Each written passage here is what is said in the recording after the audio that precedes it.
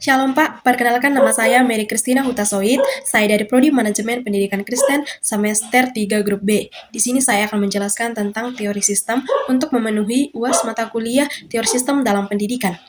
Di sini saya akan menjelaskan tentang 3 topik, yaitu yang pertama, menjelaskan tentang pengertian, tujuan, dan manfaat teori sistem. Yang kedua, menjelaskan tentang sistem pendidikan Indonesia.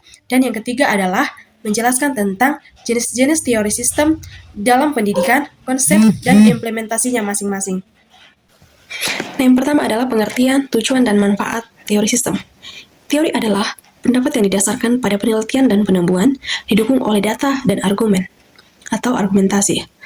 Sistem adalah satu kesatuan dari berbagai bagian yang saling memiliki fungsi masing-masing dan saling berhubungan untuk mencapai tujuan tertentu.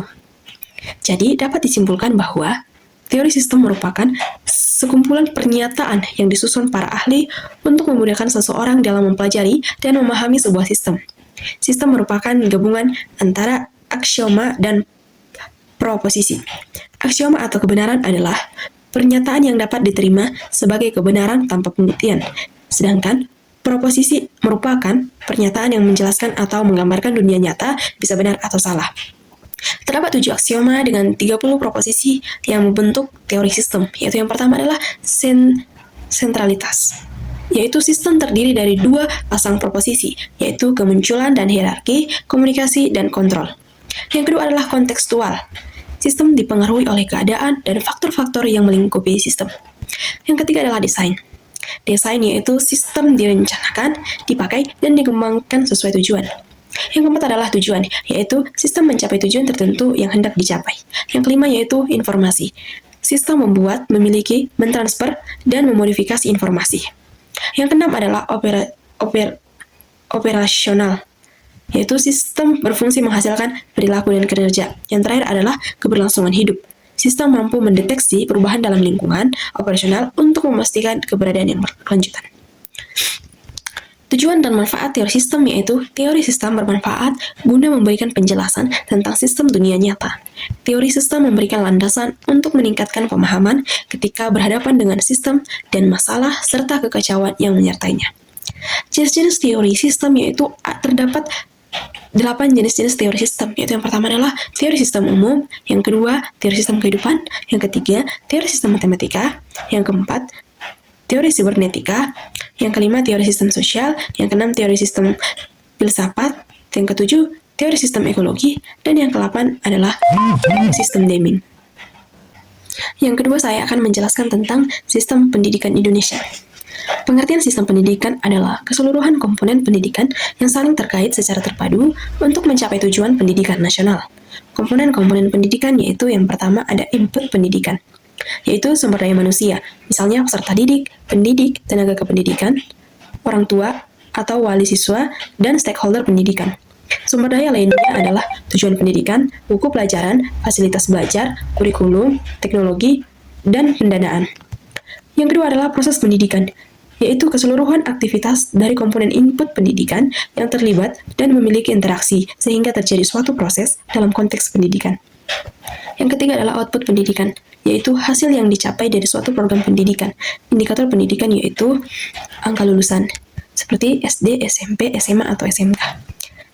Yang keempat adalah outcome pendidikan, yaitu dampak yang ditimbulkan dari suatu aktivitas tertentu. Outcome tujuan jangka pendek pada aspek pembelajaran, yaitu terciptanya kualitas lulusan yang memiliki karakteristik kesadaran, pengetahuan, attitude, skill, opini, aspirasi, dan motivasi.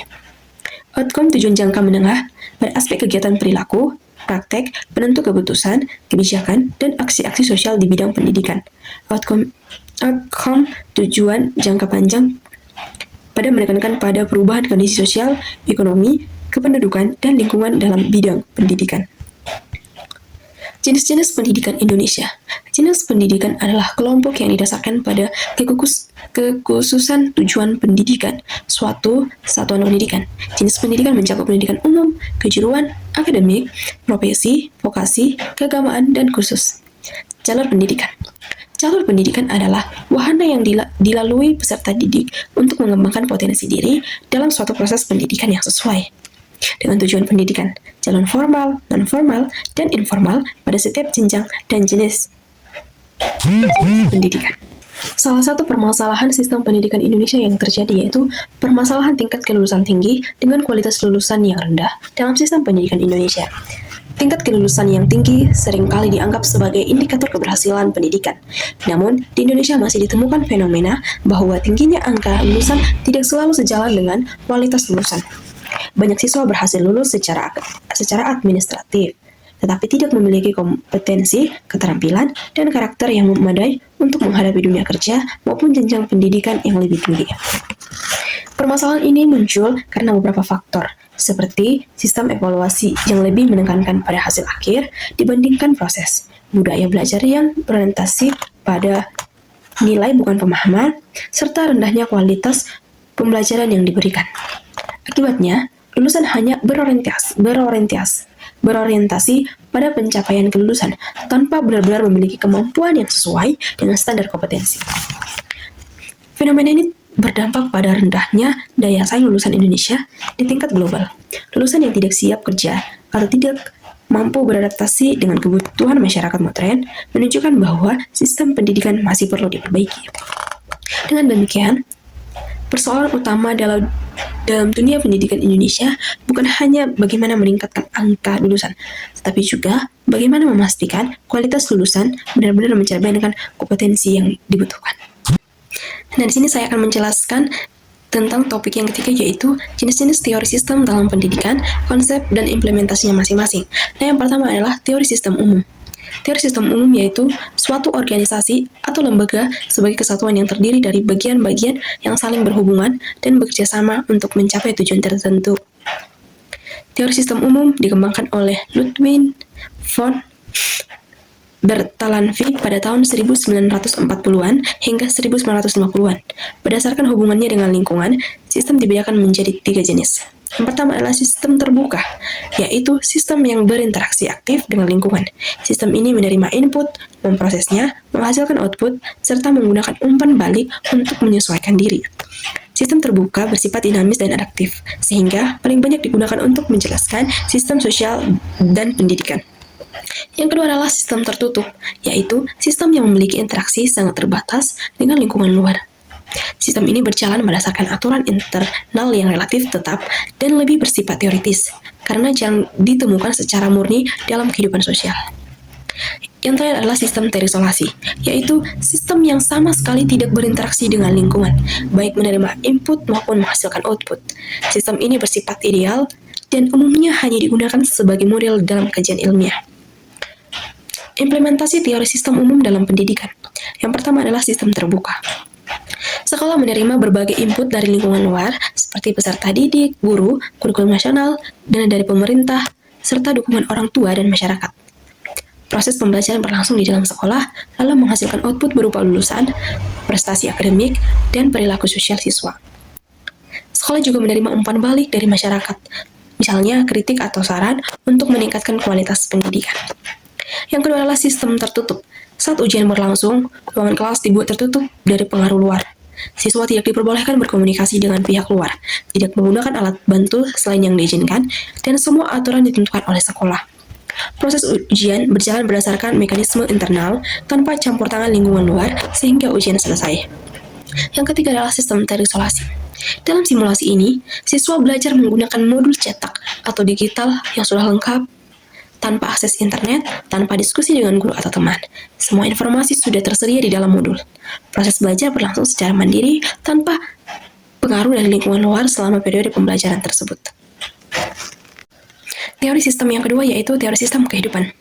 Teori sistem kehidupan adalah teori yang dikembangkan oleh James Clear Miller pada tahun 1916 sampai dengan 2002 yang memandang kehidupan sebagai sistem yang tersusun dari komponen-komponen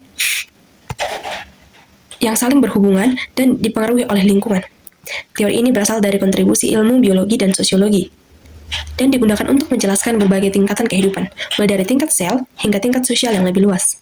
Intinya, setiap sistem kehidupan memiliki struktur dan fungsi, terdiri dari subsistem, berinteraksi dengan lingkungan, dan bersifat dinamis dan berkelanjutan. Konsep dasar teori sistem kehidupan yaitu, menurut Miller 1973, terdapat 5 konsep dasar dalam teori sistem kehidupan, yaitu yang pertama, 1. Ruang atau space. Sistem kehidupan selalu berada dalam ruang tertentu, baik fisik, geografis, maupun konseptual. Yang kedua adalah waktu, time. Sistem kehidupan berlangsung dan berkembang dalam dimensi waktu, detik, hari, dan tahun. Yang ketiga adalah materi atau matter. Semua sistem kehidupan tersusun dari materi yang menempati ruang. Yang keempat adalah energi. Energi dibutuhkan agar sistem dapat bekerja, bertahan, dan berkembang. Yang kelima adalah informasi atau information. Informasi merupakan simbol, pesan, atau sinyal yang memungkinkan terjadinya komunikasi dan pengendalian dalam sistem. Selain itu, Miller menjelaskan 8 tingkat sistem kehidupan, yaitu sel, organ, organisme, kelompok, organisasi, komunitas, masyarakat, dan supranasional. Implementasi teori sistem kehidupan dalam pendidikan, yaitu penerapan teori ini menekankan bahwa pendidikan harus dikelola secara fleksibel dan berkelanjutan dengan memperhatikan dinamika manusia dan lingkungan.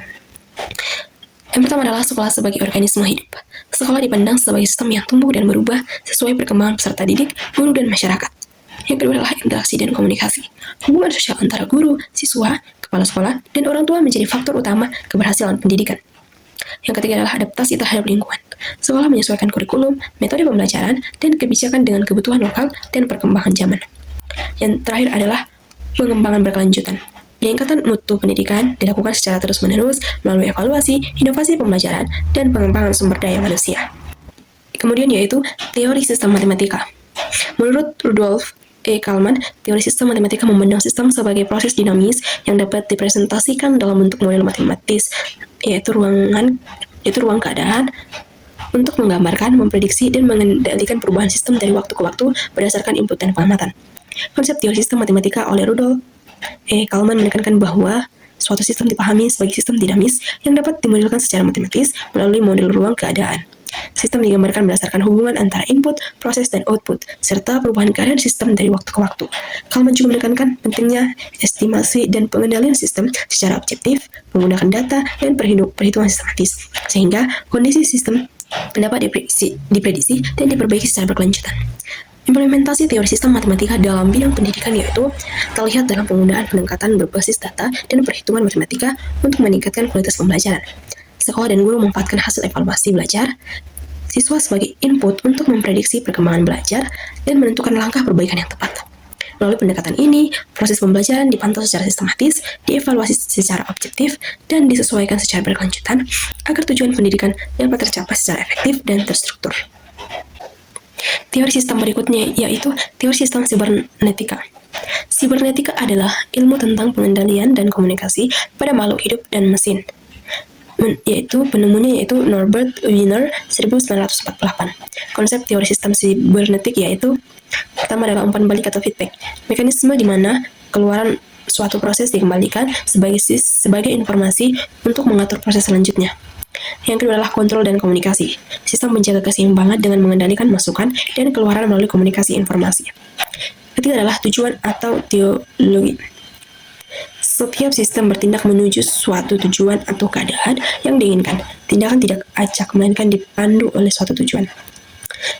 Kemudian yaitu model sistem, yaitu setiap regulator harus memiliki model internal sistem yang dikontrolnya. Model ini memungkinkan perbandingan antara kondisi saat ini dan kondisi yang diinginkan. Kemudian yaitu adaptasi dan organisasi diri. Sistem mampu mengatur ulang dirinya sendiri dan beradaptasi terhadap perubahan lingkungan untuk menjaga stabilitas. Sibernetika orde kedua yaitu diperkenalkan oleh Heinz von Wolters. Pengamatan adalah bagian dari sistem yang diamati, pengetahuan dikonstruksi, bukan sekedar ditemukan.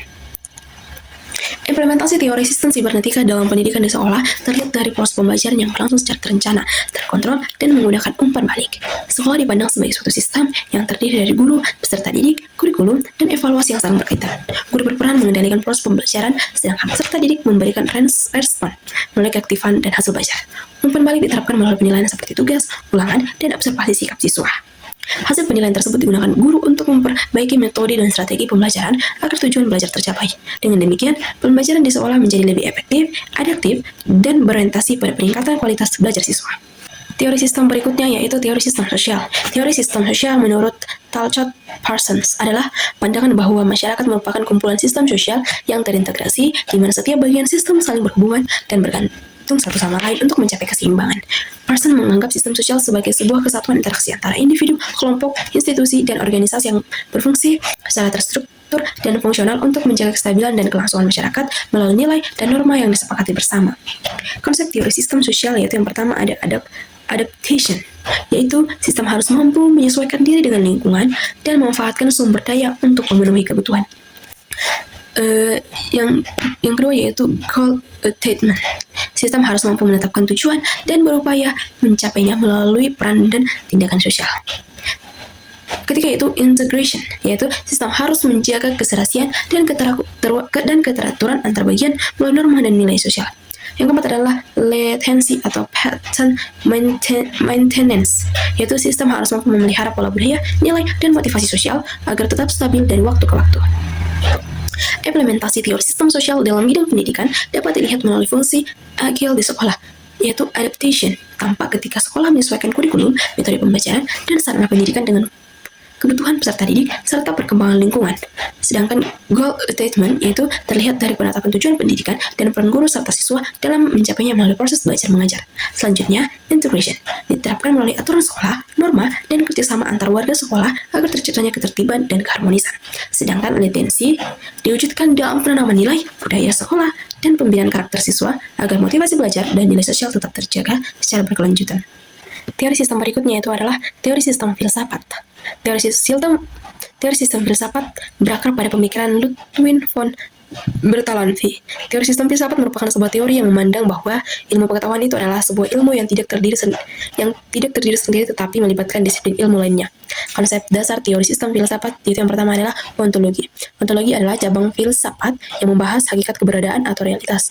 Ontologi menjawab pertanyaan mendasar tentang apa yang ada dan bagaimana hakikat sesuatu itu ada.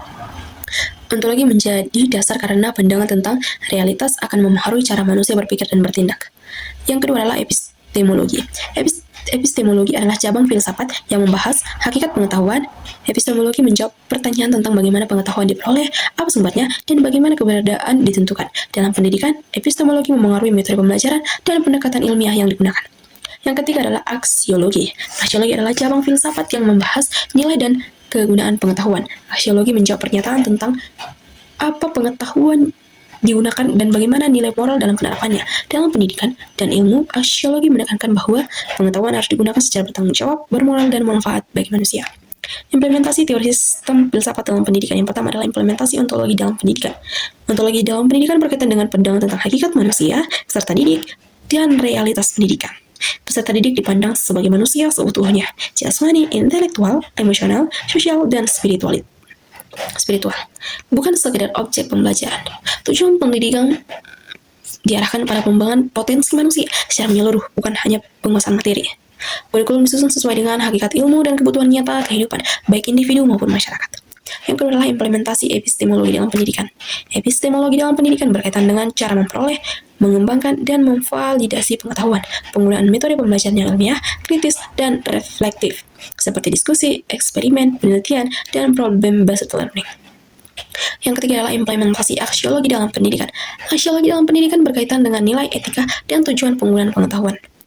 Penanaman nilai moral, etika, dan karakter seperti kejujuran, tanggung jawab, dan kepedulian sosial.